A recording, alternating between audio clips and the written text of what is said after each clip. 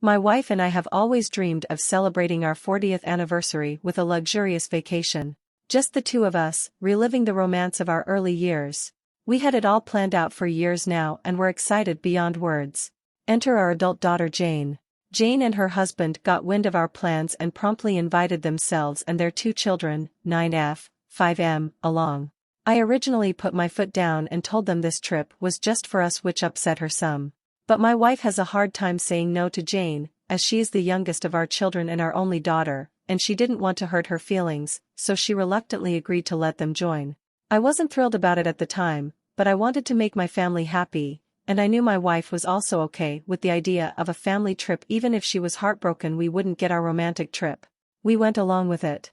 The place we were originally going was not child-friendly, so we changed course and decided on an all-inclusive family-friendly resort.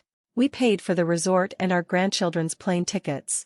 Jane and her husband only had to pay for their own airfare. Here's where things get complicated. As the vacation got closer, I started having a change of heart. I realized that our 40th anniversary was a once-in-a-lifetime milestone, and I wanted to honor it in a way that was true to our original plans. My wife and I might not be able to afford a trip like this again for quite some time, and it's something we always wanted to do. So, without consulting anyone, I switched our tickets last minute to go to the romantic destination that my wife and I had originally planned for. I did not tell Jane or her husband.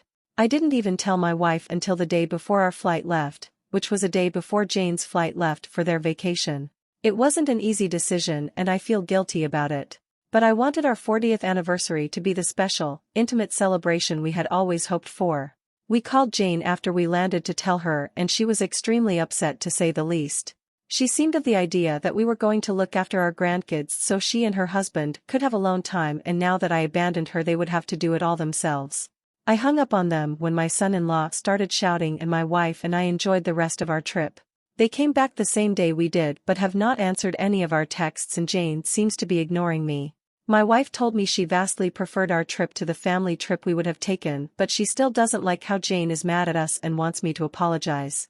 I'm not sure I want to, after learning Jane and her husband were using us for free babysitting and a free trip, but I feel like I should just to keep the peace. Am I the asshole for changing our trip destination last minute and leaving Jane and her family to fend for themselves?